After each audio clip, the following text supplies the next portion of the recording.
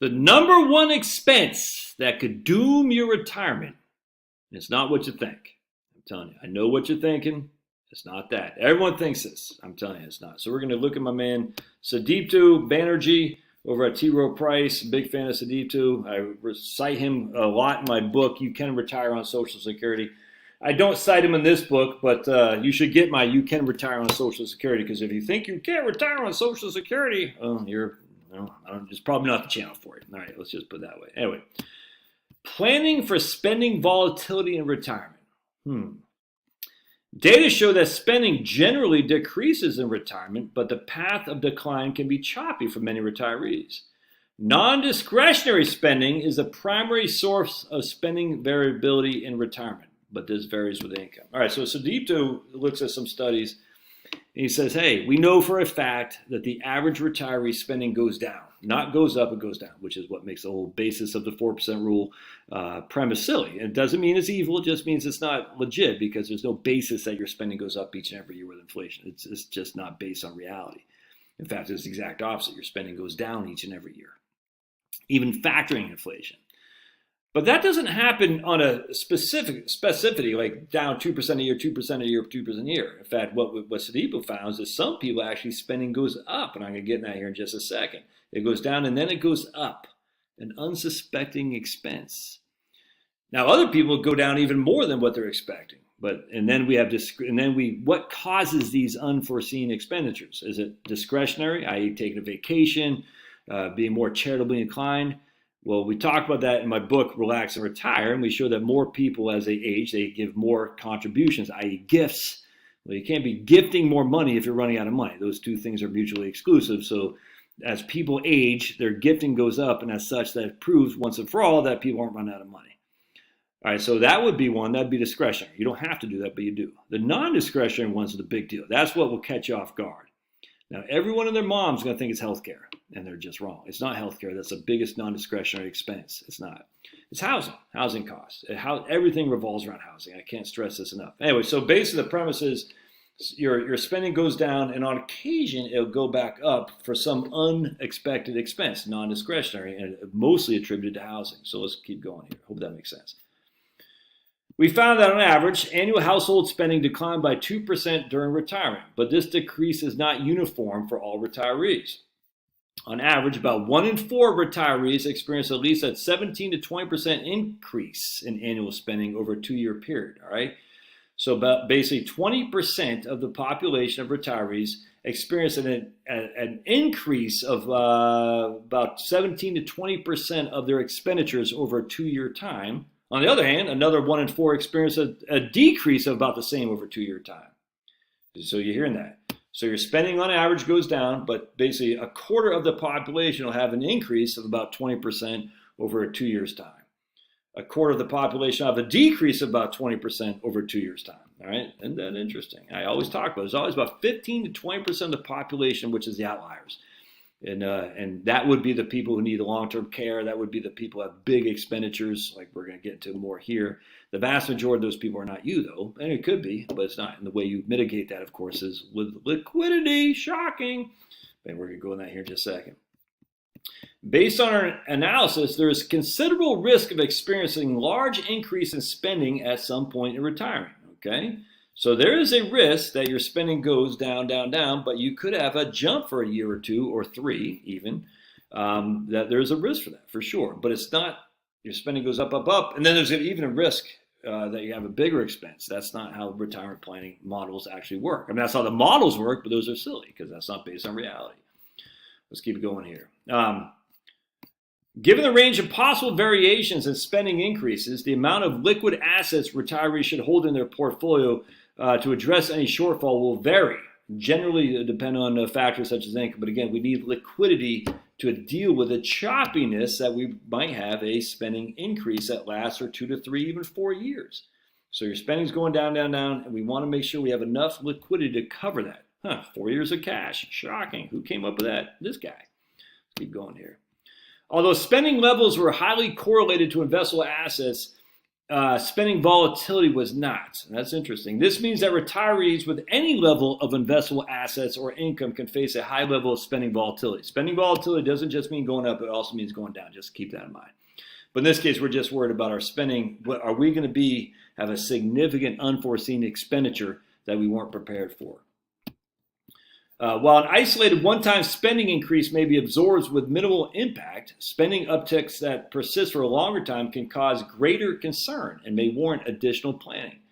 Our analysis showed that a significant number of retirees experienced sizable, long-lasting spending increases. For instance, 15% of the households experienced spending increases of 25% or higher, and we're still spending at the same elevated level after 4 years. So again, we talk about the 15. There's always about 15 to 20% are the outliers. So their spending went down and then went up by 25%, and it kept that way for at least 4 years.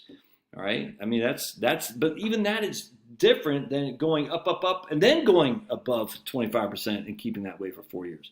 Their spending was declining because on average, the spending declines. It doesn't go up. That's the premise number one. 15% of the population, their spending was going down, and then it went up, increased by 25% for 4 or more years. I'm going to show you why that's the case. We're going to go here. For some retirees, lifestyle changes could also be necessary to meet new spending needs and minimize the risk of depleting their nest egg. Shocking. Sometimes you got to tighten your belt. Does anyone not know that? If you have a 2008, what do you got to do? You got to tighten your belt. In our study, a larger share of the variation in total spending for retirees was due to changes in non-discretionary spending. Non-discretionary. Overall categories such as home and home-related expenses accounted for the largest share of variation, distantly followed by health-related expenses and transportation. Overall, categories for non-discretionary increases in spending were for housing. Tree falls on your place. Your homeowner's insurance gives you a 10% deductible. You got to pay the first $10,000 on a $100,000 repair. You don't have the money. Okay, well, you should have had the money. You got to have liquidity. You got to get a roof replaced, and your insurance won't pay for it because whatever. I mean, there's a million different things. So I'm going to show you what they say is for home issues for non-discretionary. Mortgage, rent, utilities, property taxes, home repairs, and maintenance. Home repairs and maintenance is the big one right there. You were just going along fine, and all of a sudden the freaking roof falls off. You're going along fine. You got to get a new painting job. Like it cost us $15,000 to paint our houses last year. It's crazy. It was 2 years ago. This year, last year, I can't remember. I had that budget. I didn't have it budgeted, but I had thankfully I had an emergency account. I was expecting $15,000. Your garage door opener breaks. We had to pay, the first guy who fixed it was a clown, so we had to pay another guy to fix his job, and that cost us all told about $2,500 for everything. It's crazy. You know what I'm saying? Again, we had that saved, thankfully. But these things happens all the time, man. All the time. HVAC goes out. I mean, you got to replace that. Your fridge goes out. You got to replace that. Being a homeowner ain't cheap. But it's not health insurance or health care. Don't you see? It's not what everyone makes you afraid about. They say, oh, it's health care. It's not. In fact, right here, spending volatility was driven by non-discretionary expenses. And the biggest non-discretionary expense by far, by a factor of 500, or 5, I guess, whatever that is, was home. Healthcare was 5.3%. Home maintenance and repairs was 25%. It's crazy. Increased spending on non-discretionary expenses might include and require immediate cash. If retirees have insufficient liquid assets to address these needs, they may be forced to ultimately take distributions from their longer-term investment portfolio. 100%. Increased satisfaction was associated with higher discretionary spending. Those who are much less satisfied in 2019 reported, what? Wait a second. Increased satisfaction was associated with higher discretionary spending. So if you're thinking things are pretty good, you're going to have more discretionary spending, probably on charitable giving and things of that nature. Maybe going to see the Braves against the Phillies in Game 3 tonight. You maybe you'll fly up to Philadelphia. Why would you want to do that? I don't know, but maybe you would. But if you're not happy with your current lot in life, you're probably not going to do that, if that makes sense. You're probably not going to give charitably. And we see people give more charitably as they age, which shows that they're happy. We see 70-80% of the population is very content in retirement. Those who are much less satisfied in 2019 reported a 32% drop in discretionary spending, which those who are more satisfied had a 7.4% increase. It can be there argued that increased discretionary spending is beneficial, but again, those who are much less satisfied had a 32% drop in their discretionary spending. That means they could tighten the belt when they needed to. Shocking. Who talks about that? Right here. Increase in discretionary spending was associated with higher financial satisfaction. Yeah, of course. So the more you feel good about your lot in life, the more you're going to have discretionary spending. The less you feel good about your lot in life, the less discretionary spending. The number one cause for increased volatility in spending, though, is non-discretionary, and that's for your home. You got to get your home taken care of. Get all the fixings done before you retire. Don't have a mortgage. Get that new HVAC system in there. Get the house painted. Get your new windows. Do all that while you're working, man. So that way you don't have to do it while you're retired, because that is a big expense. So what happened? Let me draw it out here for you, if I can. My dirty birds. Charlotte took Liam while I was in Michigan. Charlotte went to go see the Atlanta Hawks play, the Falcons, and they had a blast. And if I don't have a pen here, no, I don't. Oh man! All right, so I'm gonna grab a pen. All right, so we're gonna come over here, my friends. You guys can stay here. Oh, there's my pen. Sweet. Yeah, let's just do this. We're gonna come over here. We're gonna stay here. I'm gonna show you what I'm talking about. Hopefully you guys can still hear. There's my pen right there. Nice Big Daddy Kane. Big Daddy Kane on the mic. All right. So we know, here's Josh. I'm retiring. And we know my expenditures are dropping on average 2% a year. All right. They drop on average 2% a year. That's just a fact. This is not debatable, my friends. And that includes adjusting for inflation. It's not debatable. However, on occasion, my expenses might go up. So it goes like this. Why? Is all housing related. Might go up right there. All housing related. 5% of the time would be for healthcare. 25% of the time is for housing, though. And do they stay up like that? No, they go down. The vast majority of us, it goes down. Why? Because you get your house fixed.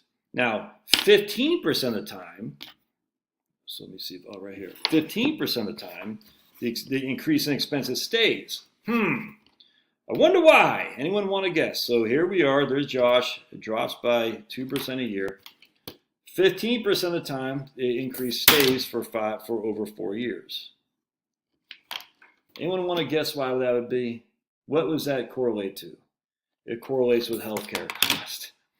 About 15% of the population will have long-term healthcare costs of some sort. Doesn't mean you go to nursing home necessarily, but those are long-term. So 15% of the time, those costs will go up, and they'll stay up for 4 years, because those are the people who go to long-term care facility, most likely, or they have in-home healthcare like my mom, or they have some kind of need.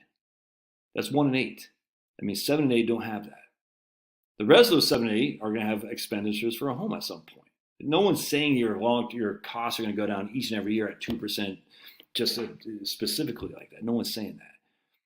It's going to be volatile, but it's volatile on the way down, not volatile on the way up. So if you're not running your retirement plan based on that, you're making a mistake. You just are, man. But anyway, point again, we want liquidity. We want to save a couple years before we retire. We want some cash for sure. We want liquidity. We want liquidity. We want liquidity. Point 2 is get all your fixings done before you retire. Get them while you got the cash flow coming in from your work. That way you don't have to rely on your investment portfolio. Get your house in good order. Get your new windows, all that. Do that while you're working. I'm just telling you, man. All right. Love your thoughts. Don't forget, we're going live on Locals tonight. $5 a month. You can join the Locals crew. It's going to be fun. We're going to talk about my trip to Michigan. We're going to be taking some questions.